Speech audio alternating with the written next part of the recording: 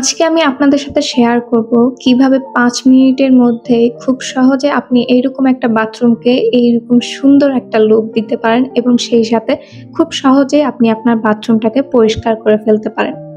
একটা বিষয় কি জানেন? আপনি কতটা পরিষ্কার, পরিচ্ছন্ন বা রুচিশীল সেটা একজন মানুষ যখন আপনার বাসায় আসবে কখন বুঝতে পারে জানেন? যখন তারা আপনার ওয়াশরুমে যায় বা বাথরুমে যায়। বাথরুমটা আমরা ব্যবহার করি নিজেরা পরিষ্কার হওয়ার জন্য বা আমাদের নিজেদের জিনিসপত্র পরিষ্কার করার জন্য। তাহলে যেখানে আমরা নিজেরা পরিষ্কার হই বা যেখানে আমরা নিজেদের পরিধেয় জিনিসপত্র পরিষ্কার করি সেই জায়গাটাই যদি পরিষ্কার না হয় তাহলে কেমন হয় বলেন?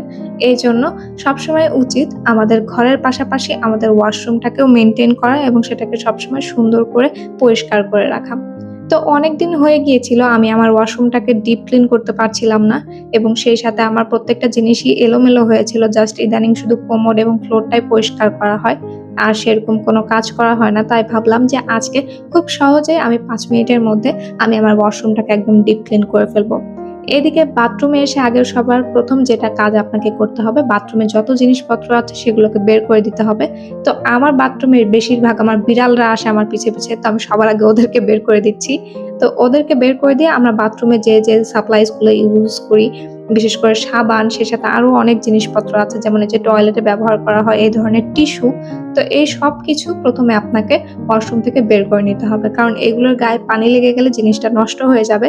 তো সেই জিনিসটা ঠেকানোর জন্য অবশ্যই আপনাকে ১ম এ বাথরুমটাকে ভালো করে ক্লিন আপ করে নিতে হবে। এরপরে বাথরুমের প্রত্যেকটা জায়গায় পানি স্প্রে করে দিবেন। প্রত্যেকটা জায়গায় মানে প্রত্যেকটা জায়গায় এমন কোনো অংশ যেন বাদ না থাকে যেখানে পানি না পড়ে। তো পানিটা দিয়ে অলমোস্ট ১ মিনিটের মতো ওয়েট করবেন যেন পানিটা নেমে যায়। এরপর পুরো বাথরুমে আপনি হারপিক ইউজ করতে পারেন। আপনি পরিষ্কার করার জন্য হারপিক, ব্লিচিং পাউডার যেটাই ইউজ করেন না কেন বা হুইল পাউডার সেটা আপনার পুরো ওয়াশরুম জুড়ে ছড়িয়ে ছিটিয়ে দিবেন যেন কোনো অংশে বাদ না যায় এবং কোথাও যেন ফাঁকা না থাকে। তো এখানে আমি সব জায়গায় দিয়ে দিয়েছি। এই যে এমনকি আমি আমার দেয়ালগুলোও পরিষ্কার করব।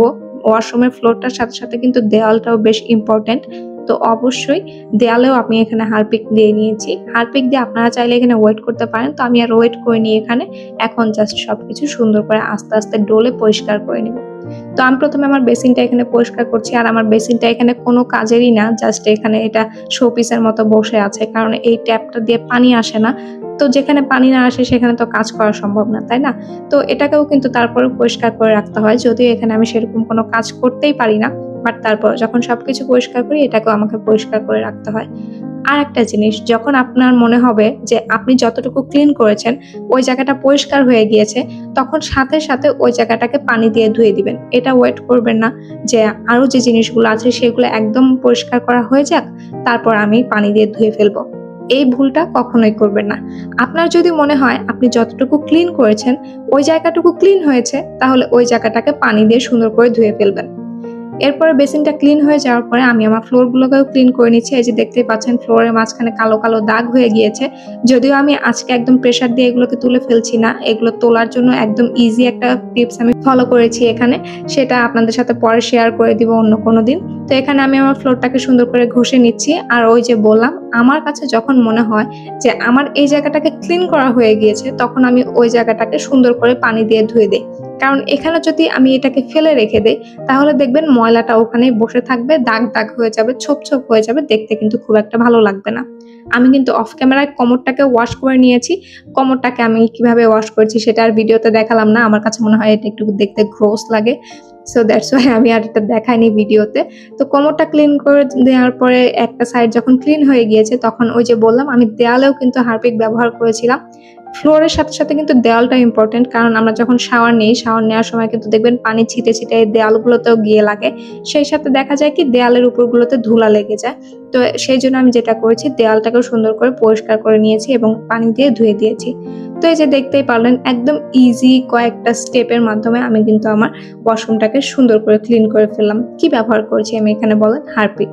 জাস্ট আর কিচ্ছু না, আমি এখানে শুধু হারপিকটা ব্যবহার করেছি আমার পুরো বাথরুমটাকে ক্লিন করার জন্য। আপনারা বিফোর অ্যান্ড আফটার যদি দেখেন তাহলেই বুঝতে পারবেন যে আমি কি বাথরুমটাকে কি করে ফেলেছি জাস্ট ৫ মিনিটের মধ্যে।